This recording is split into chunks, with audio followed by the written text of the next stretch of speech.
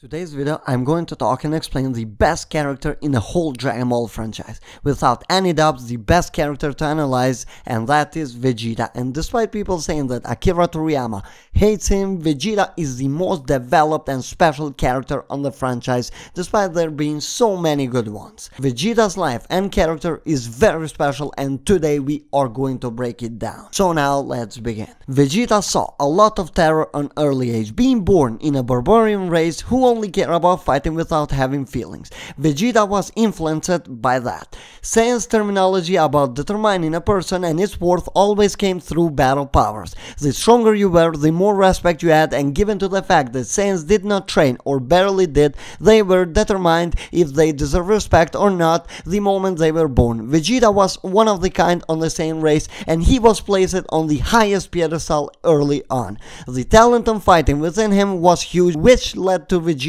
arrogance and being very self-involved and not caring about the others but himself. At only age of 5, Vegeta was one of the strongest Saiyans, if not the strongest, since the power levels between him and his father are still not officially known, but he stated that he surpassed his father. As explained before, Saiyan's power is determined by the power level and they are classified by it. We have low class warriors, mid class, elite, etc. and Prince Vegeta was immediately classified within the elites, which he carries on even as an adult. At the same age, Vegeta learns that his whole planet is destroyed and that he will be staying around with Frieza and growing up while working for him. Lucky enough, he had Nappa there with him, who could really boost his ego even more because of the natural talent that Vegeta had. He never cared about his father or the Saiyans themselves, but he holds the pride as a Saiyan because of the level that he had kept all this time. Under different circumstances, Vegeta was kinda spoiled by Frieza because of his natural talent, but it would never last for too long. While growing up, Vegeta was sent more and more into missions to do the job for Frieza. His natural talent always kept him above the people that he had faced, and knowing how Saiyans grow within each battle, Vegeta did not progress that much from child to adult due to lack of training and also not facing strong opponents who can push him. He usually was able to complete the missions without too many problems due to the massive difference in power that he had with his opponents. His development in terms of strength was kind of static, as when he arrives on Earth, his battle power is 18,000, and as a child, he should have been around 10 to 12,000. Because he got spoiled, many people from Frieza's army picked up on him and were stronger than him, not leaving him a chance to do something, and also the fear of having to face Frieza did stop him. He always despised everyone who worked there but could never really do something about it. It is implied that he struggled a lot with the elite fighters of the Frieza army, such as Dodoria, Zarbon of the Ginyu Force. His life in the army was never easy, as he was used as a puppet by Frieza most of his life. Frieza did spoil him as a kid in order to get him to do the job, but things changed a lot. That did put a huge emotional strain on Vegeta, who is an emotional person due to all the bad things that has happened on his life. Vegeta always kept his pride, and no matter what, he always stood for himself but was never rushing into anything. The fear he had accumulated for Frieza always did hold him back, but he never ever backed down from the idea that one day he will be ruling over the universe instead of Frieza. He always saw himself as the leader due to the way how he was treated at the first time as a prince. His ego was too big to accept those, and he was never really going to, and that led to Vegeta betraying Frieza's orders. While learning about Kakarot and the Dragon Balls, Vegeta goes to pay a visit to the Earth to see what the low-class warrior Kakarot was all about, as well as the Dragon Ball that could grant him immortality to take over Frieza's place. But on Earth, he finds a challenge that he never had before. Not only that he was fighting somebody who was stronger than him, but that person was just measured as a low class and sent to Earth by his people. He always lived with the idea that a low class is a low class and is never going to get stronger. Their destiny was written the moment they were born, but facing Goku, everything changed, as Goku had found a way to get stronger through different training methods. Beaten by a low class truly did shatter his pride. For the first time in his life, he felt that way. He would never feel humiliated the same way if he was beaten by the Ginyu Force, for example, because they were already known as strong and elite warriors. But the low-class warrior beating him was unacceptable. It was something too big for him to let it go, and the obsession started. When recovered by his injuries, Vegeta learns that Frieza is already on Namek and looking for the Dragon Balls. That is something that Vegeta could never let happen, because of his dream of taking over the Tyrant was going to be forever gone. The difference in power was already huge, and with Frieza immortal, he would never accept that fate. On Namek, not only that he learns how Saiyans get stronger, but also learns that Frieza destroyed his home planet, which drives him even further on the task to get rid of Frieza. His obsession became even more personal in many different aspects, as he had different reasons to kill him. Being a protege on fighting, Vegeta was aware that his power was going to grow more and more, and seeing how strong Goku gets, he starts to obsess over the myth that Saiyan can transform into Super Saiyan and get far more powerful. It was that strong that even a being like Frieza feared. It was his goal to reach that level. It was the ultimate power. As Vegeta gets stronger and stronger, after each battle, he finds himself versus Frieza, and he thinks that he has turned into Super Saiyan. His ego is boosted. Nobody can stand up to him.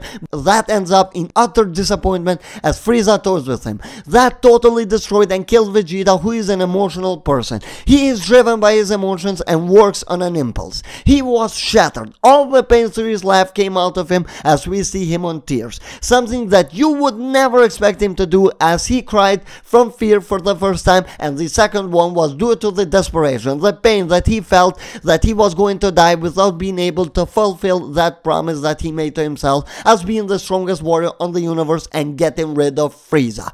He is very selfish and worked for selfish reasons, but for the first time he begs Goku to actually get rid of Frieza due to the pain that he has had. After being brought to life and seeing Goku as Super Saiyan, and then realizing that Goku could have died on planet Namek, or at least was pronounced dead at first, Vegeta is happier than ever, because his goal of becoming the strongest was achieved despite not reaching the Super Saiyan level. He still had that need for power and fighting, but two biggest rivals were done. But not so much later, he learns that Goku is still alive, and his obsession with beating him and surpassing him comes back, and it continues as he goes to follow Goku on space. No luck, but Frieza comes back, and once again he is driven by fear. But this time he is a lot calmer, as he was already starting to settle down.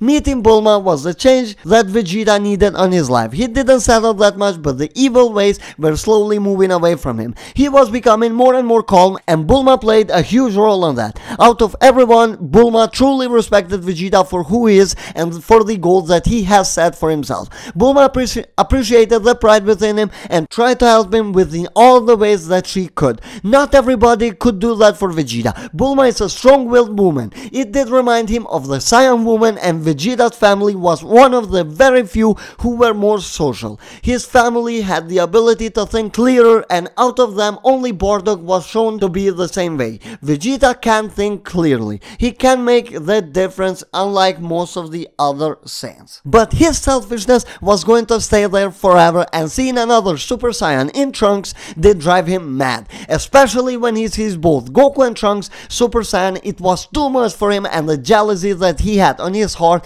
was exploding. He kept his pride within the others, but deep down once again he felt shattered. But rebuilding himself, what was led him to become Super Saiyan? His obsession and jealousy over Kakarot, what did drive him forward to become Super Saiyan, and everything came back to Vegeta.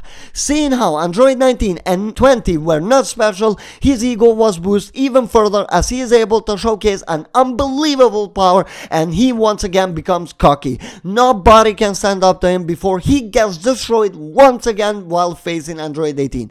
Beaten by an android was the last thing that he needed when he thought that he was the strongest. Another wall was in front of him, and he didn't know what to do. It was just too much for him to handle, and he felt like giving up many times until Goku comes up with the Room of Spirit and Time. A new way to get stronger, which Vegeta finds, and once again he is proclaimed as the strongest on the universe. When that gets on Vegeta's hand, his cockiness reaches the maximum, and he makes the mistake of leaving Cell, get perfect form, and his pride gets shattered once again.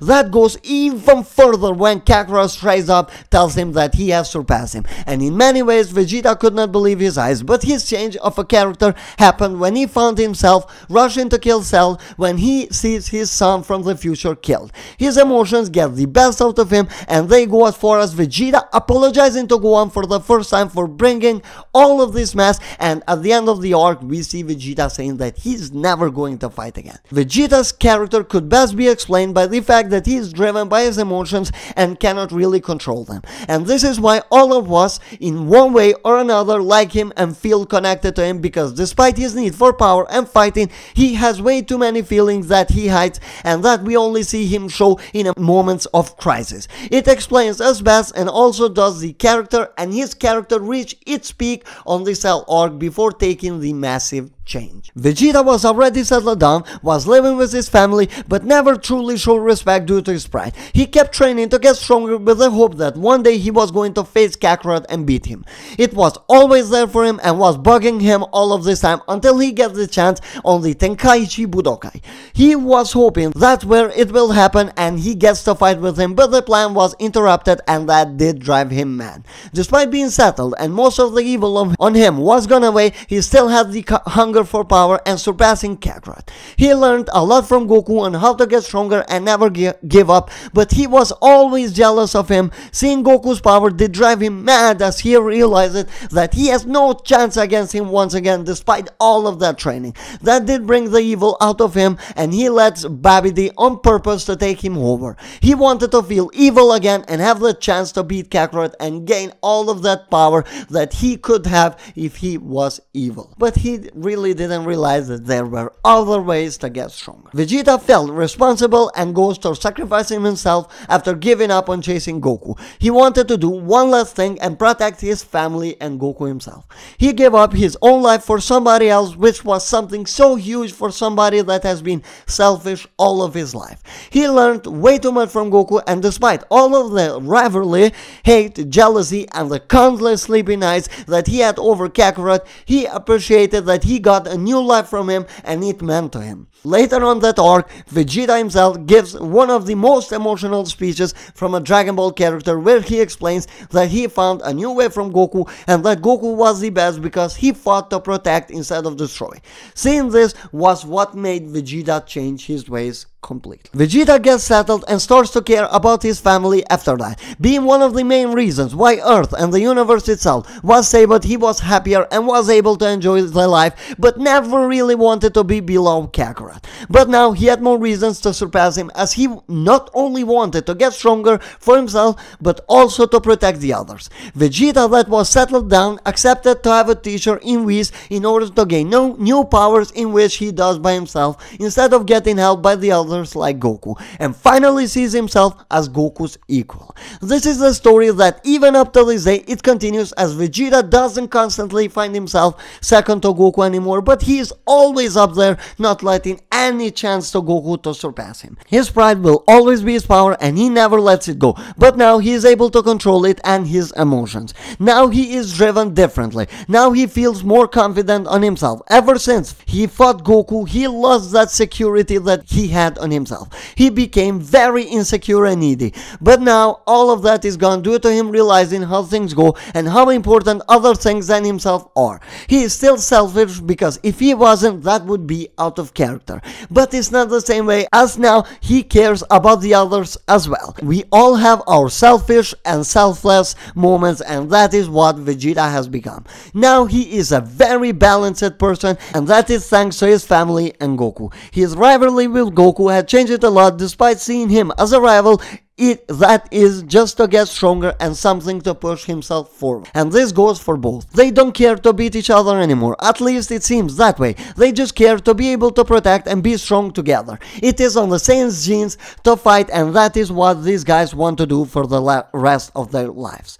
I hope you guys enjoyed this, because making this video was a lot of fun. Let me know who you want me to explain next in the comments down below, and also leave a like if you really enjoyed this. Subscribe if you don't want to miss out in any further content, and Loconte19 is out of here now. Bye.